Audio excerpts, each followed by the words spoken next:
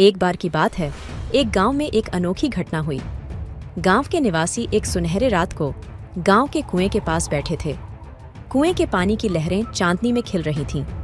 ठीक 1 बजे एक रोशनी की किरण ने कुएं के पानी की सतह पर कुछ अद्भुत दृश्य को प्रकट किया। लोग चौंक गए। वहां पानी में कुछ ऐसा चमक रहा था जैसे कोई अद्भुत रत्न हो।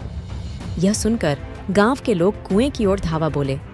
वे सोचते थे कि वह शायद कोई खोजी रत्न हो। वे कुएं के किनारे पहुंचे और अपने हाथों से उस रत्न को पाने के लिए तत्पर हो गए। परंतु जैसे ही उन्होंने पानी में हाथ डाला, वे सब कुछ गुमराह हो गए, क्योंकि वहां कुएं की गहराई में कोई भी रत्न नहीं था। लोग हैरान थे। वे सोचने लगे कि क्या हो गया, क्योंकि उन्होंने सही तरह से वह रत्न देखा था। फिर 1 मिनट के बाद एक और रोशनी की किरण ने कुएं के पानी की सतह पर कुछ और अद्भुत दृश्य को प्रकट किया। लोग फिर से चौंक गए। क्या यह कोई अजीब जादू है?